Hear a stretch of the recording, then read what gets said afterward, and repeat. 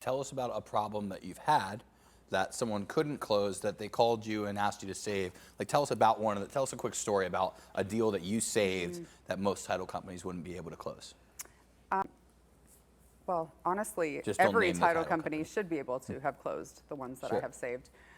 So I'll try to think of one that is fairly quick. Okay, probably about 8 months ago, a client called me, a partner in her office had been closing with another title company out here in Volusia County. And the closing agent was extremely experienced. I'm talking 20 years experience. And they came to me and said, we can't close because the husband, they're not actually legally divorced, and this was her homestead, and the husband is in jail, and he will not sign. And so I said, okay, let me get some more of this story, because from what you just explained to me, even though it was homesteaded as far as tax exemption goes, technically it wasn't considered the constitutional homestead property of the seller, who was the woman anymore, and he was not on the deed.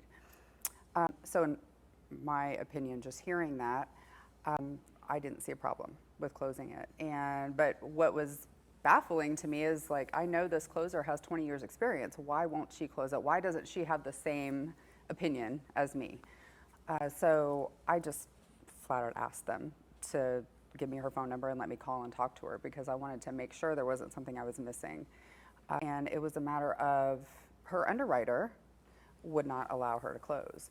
So that's a big deal, because you've got underwriters that are doing the title searches, they produce a title commitment, they send it to the title agency. The person reviewing the title commitment is very often a processor that might have 6 months to 2 years of experience. They have no idea what to do with a mess that appears on their commitment.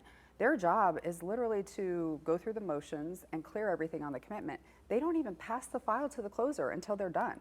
So if it never makes it past there, the first thing that they do is call the real estate agent and say, sorry, we have a problem. You have a delay.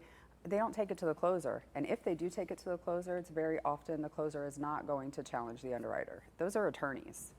Very few people are comfortable calling an attorney and saying, look, you're wrong.